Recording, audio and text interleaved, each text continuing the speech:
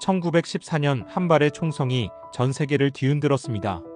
오늘은 인류 역사상 가장 참혹했던 전쟁 중 하나, 제1차 세계대전의 이야기를 들려드리겠습니다. 이야기는 40년 전으로 거슬러 올라갑니다. 독일의 통일을 이끌었던 철혈재상 오토 폰 비스마르크. 그는 신생 독일 제국의 안정을 위해 강대국들과의 균형 외교를 추구했죠. 비스마르크는 외교를 통해 독일이 고립되지 않도록 노력하며 러시아와의 우호 조약을 맺어 유럽 강대국 사이의 균형을 유지했습니다. 하지만 젊고 패기 넘쳤던 빌헬름 2세 황제는 확장을 원했습니다.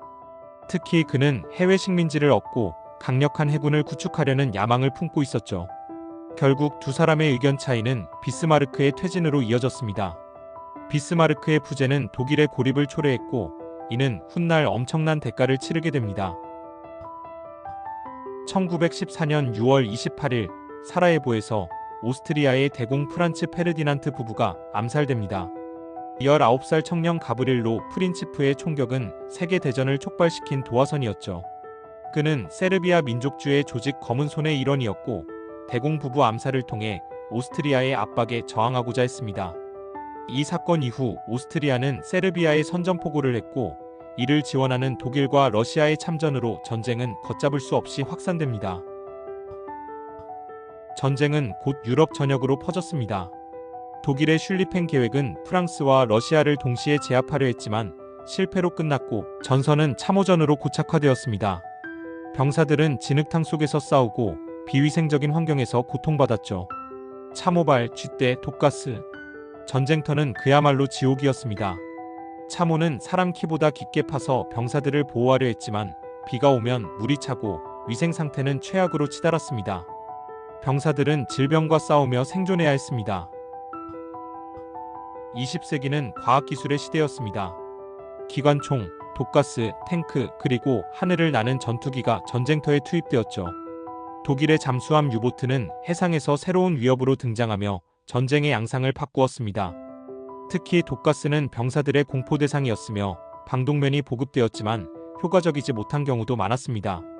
한편 초기 전투기는 주로 정찰 목적으로 사용되었으나 점차 무장이 추가되며 공중전의 서막을 열었습니다. 1915년 독일의 잠수함 공격으로 영국 여객선 루시타니아가 침몰하며 128명의 미국인이 사망했습니다. 이 사건과 심험한 전보 사건은 미국을 자극했고 결국 1917년 미국은 연합군으로 참전했습니다. 미국의 참전은 전쟁의 흐름을 바꿨습니다. 독일은 마지막 총공세를 시도했지만 연합군의 반격으로 1918년 11월 전쟁은 막을 내립니다. 연합군의 탱크와 항공기, 신무기가 독일군의 방어선을 돌파하며 승리를 가져왔습니다. 전쟁이 끝난 뒤 독일은 베르사유 조약을 통해 굴욕적인 조건을 받아들여야 했습니다. 10만 명으로 제한된 군대, 천문학적인 배상금.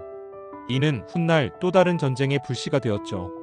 제1차 세계대전은 6,500만 명이 동원되었고 그중 3,700만 명이 죽거나 다쳤습니다. 전쟁으로 인한 물질적, 인적 피해는 상상을 초월했습니다. 전쟁은 비극만 남기지 않았습니다. 여성의 사회 진출이 가속화되었고 재활 기술과 의학이 발전했습니다. 심지어 오늘날 많은 사람들이 즐기는 필라테스조차 부상병의 재활을 위해 개발된 것이죠. 여성들은 포탄 공장에서 일하거나 야전병원에서 간호사로 활약하며 전쟁에 기여했습니다. 이는 이후 여성 참정권 운동으로 이어졌고 미국과 영국에서 여성의 투표권이 인정되는 계기가 되었습니다. 하지만 무엇보다 중요한 교훈은 평화의 소중함입니다. 제1차 세계대전은 인류 역사에 깊은 상처를 남겼습니다. 그럼에도 우리는 이 비극을 잊지 말아야 합니다. 과거를 기억하는 것은 다시는 같은 실수를 반복하지 않기 위해서입니다. 다음 시간에도 역사 속 이야기를 찾아오겠습니다. 감사합니다.